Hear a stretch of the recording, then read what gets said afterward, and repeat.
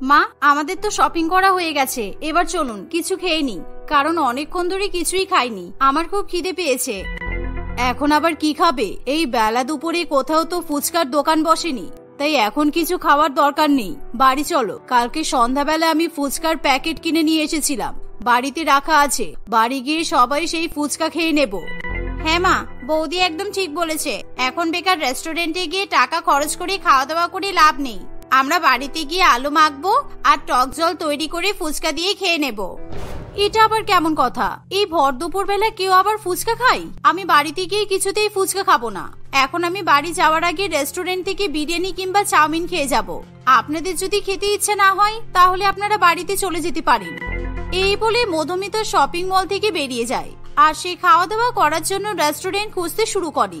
এমন সময় তার শাশুড়িমা এবং ননদ তার উপর প্রচন্ড পরিমাণে রেগে যায়, কিন্তু তারা বৌমাকে একা ছেড়ে যেতেও পারে না। এমন সময় মধুমিতা একটা রেস্টুরেন্টে ঢোকে আর সেখানে গিয়ে বিরিয়ানি এবং চাউমিন অর্ডার করতে শুরু করে। আচ্ছা, আপনাদের রেস্টুরেন্টে ঢোকার সময় বাইরে দেখলাম ফুচকার ছবি আঁকা, আপনাদের রেস্টুরেন্টে ফুচকা পাওয়া যায় তো?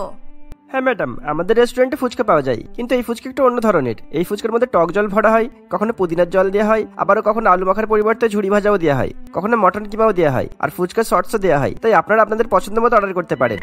এরকম বিভিন্ন ধরনের ফুচকার কথা শুনি মধুমিতা শাশুড়িমা এবং ননদ দুজনেই প্রচন্ড পরিমাণে খুশি হয়, কারণ তারা অনেক অনেক ফুচকা অর্ডার করতে শুরু করে। আর এত ধরনের ফুচকা যখন তাদের সামনে আসে তখন তারা একেবারে পাগল হয়ে যায়, কারণ এর আগে তারা বিভিন্ন ধরনের ফুচকা কখনো দেখেনি। বোমা, তোমার কিন্তু চয়েস আছে, তুমি ভাগ্যিস আমাদেরকে এই রেস্টুরেন্টে নিয়ে এসেছো, এখানে কত ধরনের ফুচকা পাওয়া যায়, আজকে আমি খুব খুশি, এই রেস্টুরেন্টের সব ধরনের ফুচকা আজকে আমরা খাবো। এই বলে মধুমিতার শাশুড়িমা এবং ননদ দুজনে বেশি বেশি করে ফুচকা খেতে শুরু করে। আর তাদের কিরকম পাগলের মতো ফুচকা খেতে দেখে মধুমিতার বিরিয়ানি কিংবা নুডলস কিছুই খেতে ইচ্ছা করে না, ফলে সে অবাক হয়ে তার শাশুড়িমা এবং ননদের ফুচকা খাওয়া দেখতে থাকে।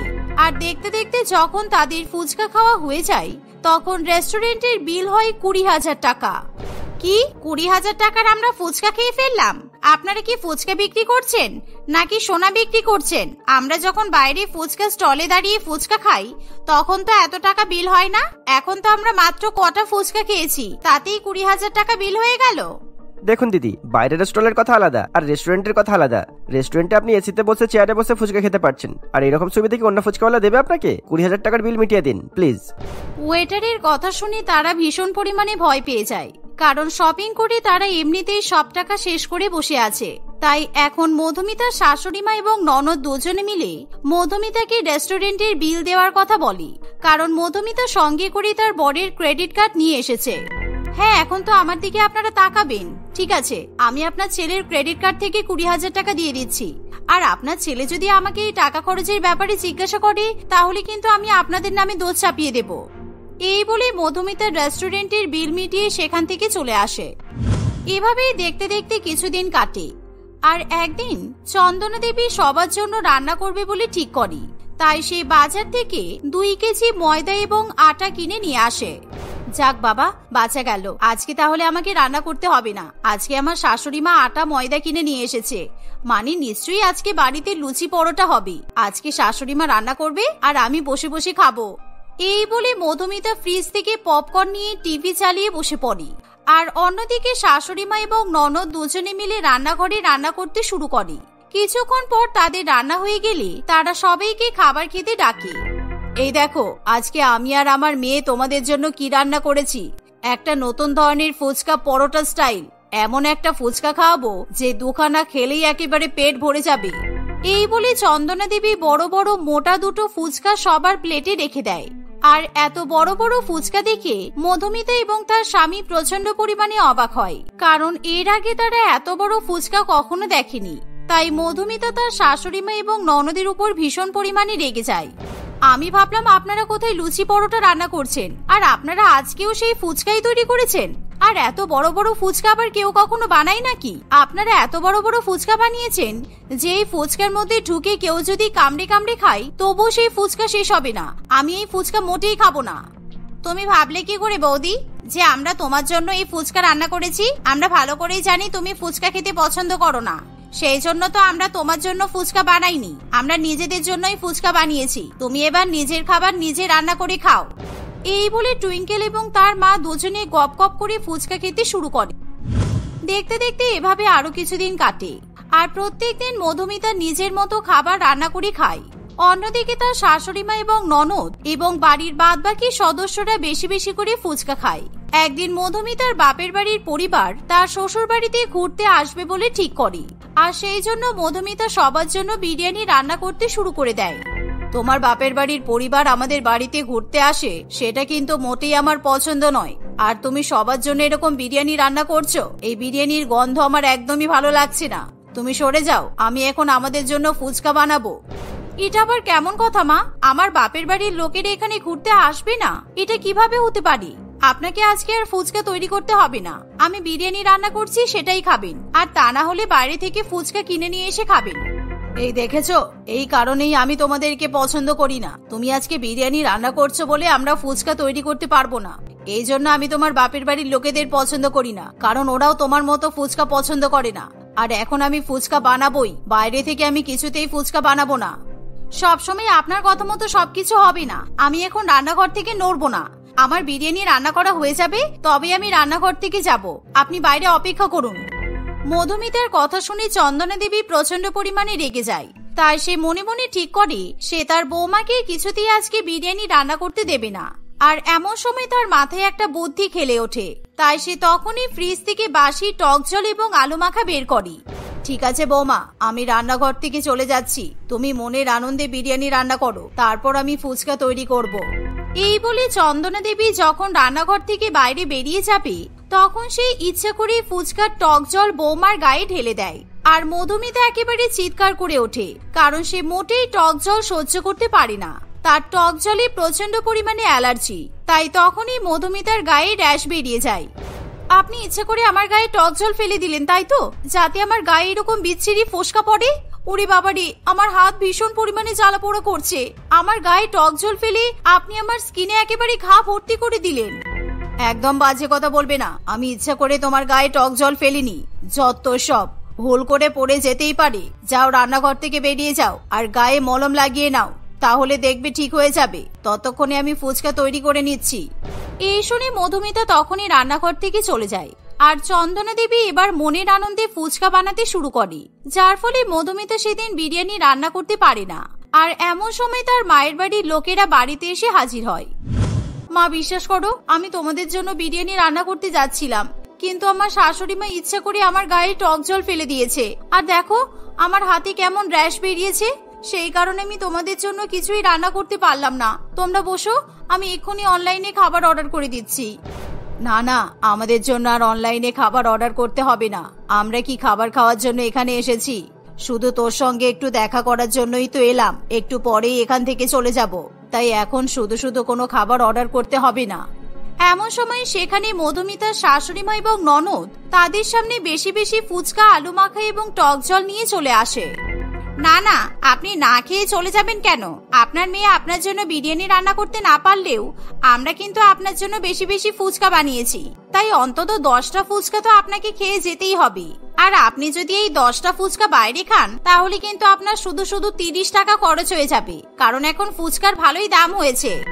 না না, আমার এখন ফুচকা খাওয়ার ইচ্ছা নেই। আমার যখন ফুচকা খেতে ইচ্ছা হবে, তখন আমি বাইরে থেকে 30 টাকা দিয়ে ফুচকা কিনে খেয়ে নিতেই পারি। আপনারা কি ভেবেছেন আমি গরিব?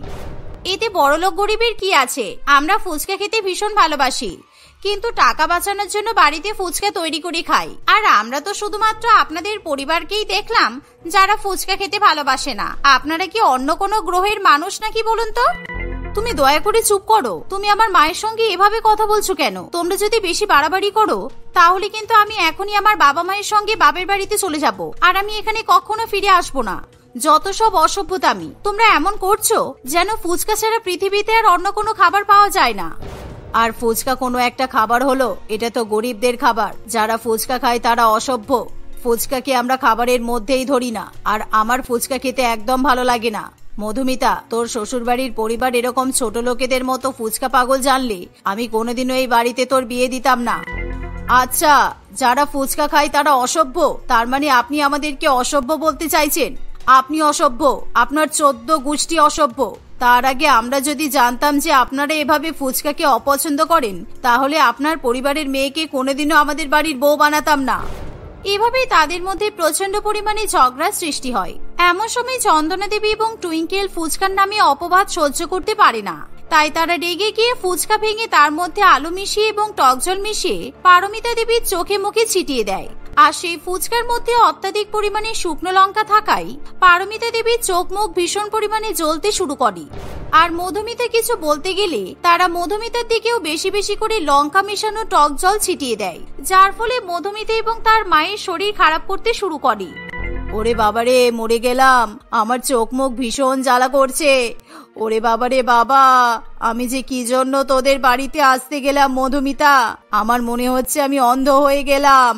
আপনারা আমাদের চোখে লঙ্কা মেশানো টক জল কেন দিলেন? আমি আপনাদের নামে মানহানির মামলা করব।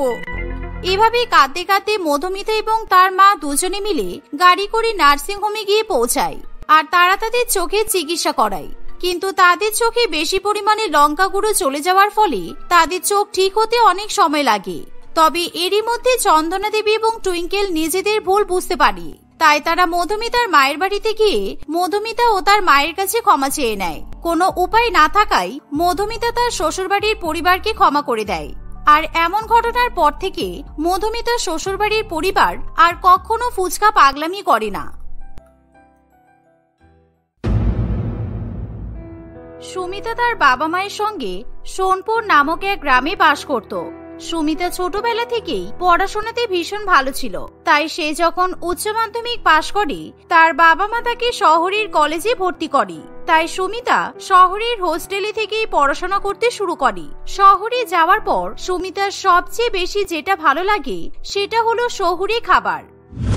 শহরে এত ভালো ভালো খাবার পাওয়া যায় আমি তো জানতামই না। আমি যদি শহরে না আসতাম তাহলে তো আমি শহরের pizza, burger, momo, noodles, fried rice, chilli chicken, pastry, muffin এই খাবারগুলো কখনো খেতেও পারতাম না। আমার শহরের খাবার ভীষণ ভালো লেগেছে। আমি আর কখনো গ্রামের খাবার খাবো না। আমি যতদিন বেঁচে থাকবো আমি এবার শুধু শহরের খাবারই খাবো। এই বলে সুমিতা শহর থেকে বিভিন্ন রকম নামি দামি শহুরে খাবার কিনে খেতে শুরু করে। এভাবেই 2-1 মাসের মধ্যেই সুমিতা নিজেকে পুরোপুরিভাবে পরিবর্তিত করে নেয়। তার খাওয়া দাওয়ার ধরন থেকে শুরু করে পোশাক আশাক পরার ধরন, চালচলন সমস্ত কিছু পাল্টে যায়। এভাবেই দীর্ঘ 2 বছর শহরে থাকার পর সুমিতা এখন নিজেকে শহুরে মেয়ে বলে দাবি করে। গ্রামের মানুষ, গ্রামের খাবার দাবার কোনো কিছুই সুমিতার এখন পছন্দ নয়। এমনকি সুমিতা এখন তার গ্রামের বাড়িতেও যেতে চায় না। তবে বাবা মা অনেকবার করে জোর করলে সুমিতা কলেজের ছুটিতে গ্রামের বাড়িতে যায়। আর সেই দিন সুমিতার মা সুমিতার জন্য বিভিন্ন রকমের গ্রামীণ খাবার রান্না করে। মা, তুমি আমার জন্য এসব কি রান্না করেছো?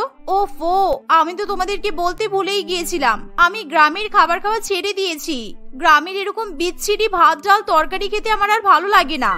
এ তুই কি বলছিস রে মা? আমি তো সব তোর পছন্দের খাবার রান্না করেছি। ভাত, কলমি শাক ভাজা, মাছের মাথা দিয়ে ডাল, কই মাছের ঝোল, কচুর লতি, কচু বেগুনের তরকারি, আবার বেগুন ভর্তাও করেছি। এগুলো তো সবই তোর পছন্দের খাবার। এমনকি তুই শহরে যাওয়ার দিনও মন ভরে এই খাবারগুলো খাওয়ার পরেই শহরে গিয়েছিলি। আর এই 2 বছরের মধ্যে এমন কি হলো যে তুই বাড়িতে এসে গ্রামের খাবার খাবি না বলছিস? হ্যাঁ মা, কারণ শহরের খাবার খাওয়ার পর আমি গ্রামের খাবার ত্যাগ করতে বাধ্য হয়েছি।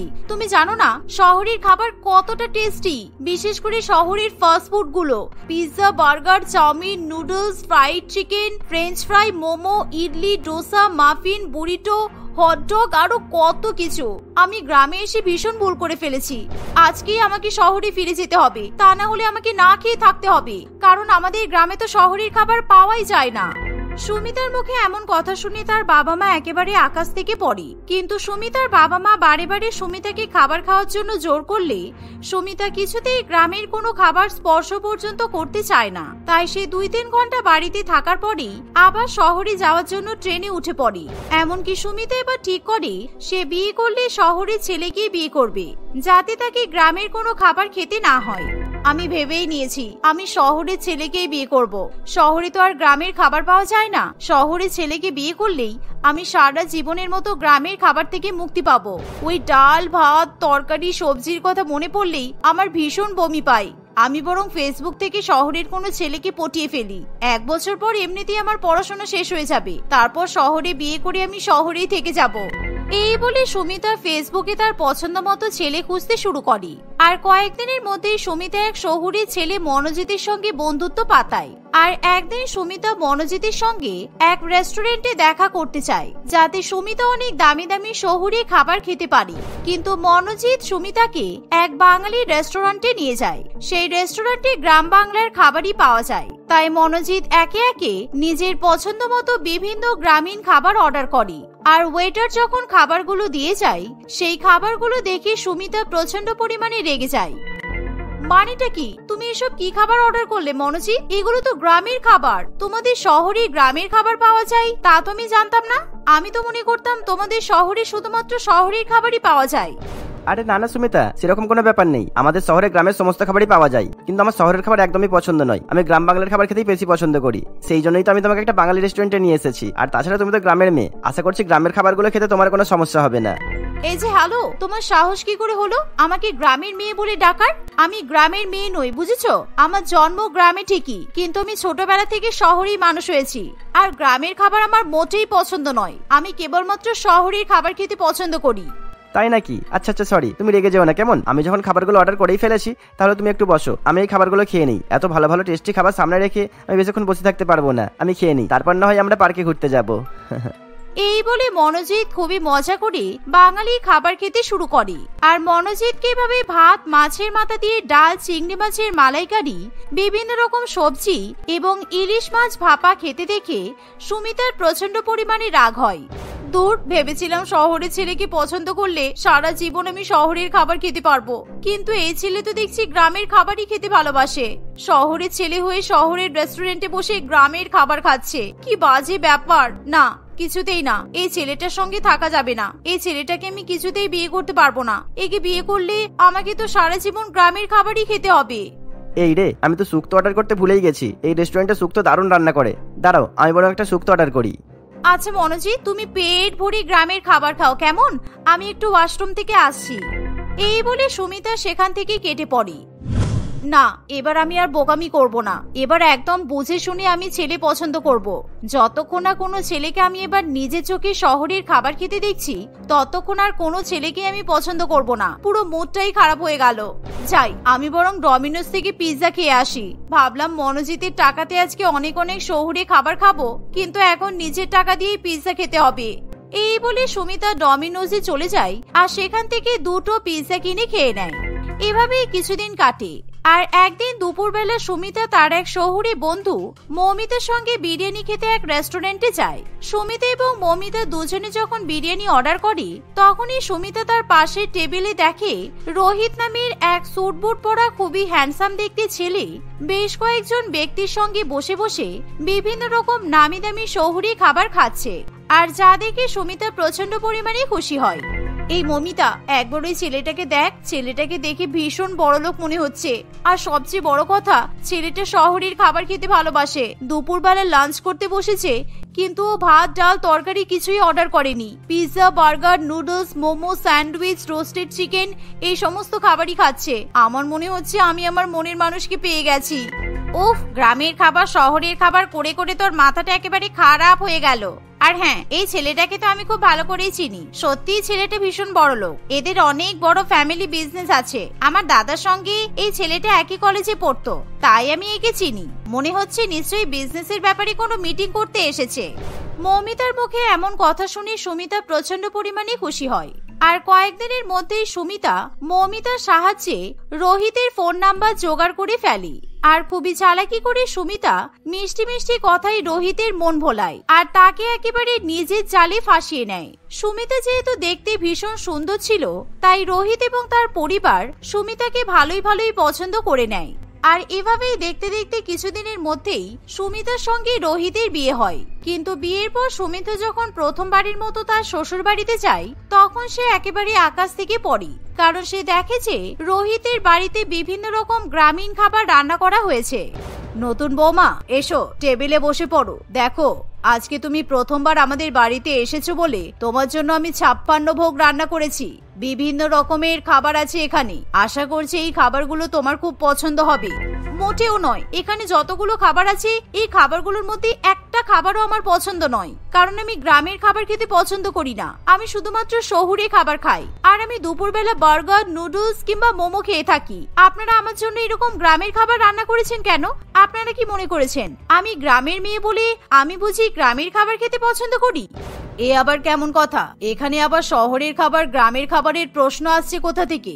আমরা শুধুমাত্র স্বাস্থ্যকর খাবার খেতে পছন্দ করি। আমরা কোন রকম জাঙ্ক ফুড, ফাস্ট ফুড খেতে পছন্দ করি না, যেগুলো শরীরের ক্ষতি করে। আর তাছাড়া তুমি এই বাড়িতে এসেছো বলে আমরা গ্রামের খাবার রান্না করেছি তা নয়। আমাদের বাড়িতে প্রত্যেক দিনই এরকম শুদ্ধ বাঙালি খাবার রান্না করা হয়। এই শুনে সুমিতা প্রচন্ড পরিমাণে অবাক হয়। ঠিক আছে, আপনারা না হয় গ্রামের খাবার খেতে পছন্দ করেন, কিন্তু রোহিত, তুমি তো শহরের খাবার খেতে ভালোবাসো। আমি তোমাকে রেস্টুরেন্টে শহরের মডার্ন খাবার খেতে দেখেছিলাম। এ বাবা, না না, একদমই নয়। তুমি যেদিন আমাকে প্রথমবার দেখেছিলে, আমি তোমার কয়েকজন বিদেশি ক্লায়েন্টের সঙ্গে মিটিং করতে রেস্টুরেন্টে গিয়েছিলাম, আর সেদিন শুধুমাত্র ওনাদের জন্য ওদের পছন্দ মতো খাবার অর্ডার করতে হয়েছিল। আমার তো ভাবতেও অবাক লাগছে, শহরের মানুষরা এতটা পিছিয়ে থাকতে পারে কিভাবে? তোমরা শহরে থাকো, তোমরা এতটা মডার্ন, কিন্তু খাওয়া দাওয়ার ক্ষেত্রে তোমরা গ্রামের খাবারকে কেন প্রাধান্য দিচ্ছ? শহরের মানুষ শহরের মতো মডার্ন খাবার খেতে পারো না? তোমাদের তো শহরে থাকাই উচিত না। আরে এসব তুমি কি বলছো সুমিতা? কে কেমন খাবার খেতে পছন্দ করে সেটা তার সম্পূর্ণ ব্যক্তিগত ব্যাপার। তুমি এরকম ভাবে আমাদেরকে অপমান করছো কেন? আমরা বাঙালি খাবার খেতে ভালোবাসি, তাই আমরা বাঙালি খাবারই খাবো। আর তোমার যদি খেতে ইচ্ছা না হয় তুমি খেও না, তুমি বরং রান্নাঘরে গিয়ে শহরের খাবার রান্না করে খাও। আমি কিছু রান্না করতে পারি না, তোমরা তোমাদের মতো খেয়ে নাও। আমি বাইরের রেস্টুরেন্ট থেকে শহরের খাবার অর্ডার করে খাবো। তোমাদেরকে দেখে মনে হচ্ছে আমার হয়তো গ্রামে বিয়ে হয়েছে, আর আমি গ্রামের মূর্খ গেঁয়োদের সঙ্গে বাস করছি। Just disgusting. এই বলে সুমিতা তখনই অনলাইনে শহরের খাবার অর্ডার করে, কিন্তু রোহিত এবং তার পরিবার বাঙালি খাবার অর্থাৎ সুমিতার ভাষায় গ্রামের খাবারই খায়। আর যখনই সুমিতা তার পরিবারকে গ্রামের খাবার খেতে দেখে, তখনই তাদেরকে অপমান করে। এভাবেই সময় কাটতে থাকে। সুমিতা কিছুতেই শহরে থেকে গ্রামের খাবার খেতে চায় না। আর একদিন সুমিতার বাবা মা সুমিতার সঙ্গে দেখা করতে তার শ্বশুর বাড়িতে আসে। আর সুমিতা তার বাবা মাকে খাওয়ানোর জন্য বাইরের রেস্টুরেন্ট থেকে বিভিন্ন নামি দামি শহুরে খাবার অর্ডার করে, কিন্তু সুমিতার বাবা মা সেই খাবারগুলো মোটেও খেতে চায় না। কিরে মা, তুই আমাদের জন্য এসব কি খাবার রান্না করেছিস? তুই তো জানিস আমরা এসব খাবার খাই না। এসব মোটা মোটা পাউরুটি, কেচোর মতো দেখতে চাউমিন, এসব আমাদের পেটে হজম হবে না। তুই আমাদের জন্য বরং ভাত ডাল তরকারি নিয়ে আয়। দুপুরে আমরা ভাত ডাল তরকারি খেতেই ভালোবাসি। মা, তোমরা হয়তো ভুলে গেছো এখন তোমরা গ্রামে নেই, তোমরা এখন আমার শহুরে শ্বশুর বাড়িতে আছো। শহরের মানুষেরা গ্রামের গেঁয়োদের মতো গ্রামের খাবার খায় না, তাই আমাদের বাড়িতে কোনো গ্রামের খাবার তোমরা পাবে না। তোমাদেরকে এরকমই বড়লোকি মডার্ন খাবারই খেতে হবে। কিছু করার নেই মা।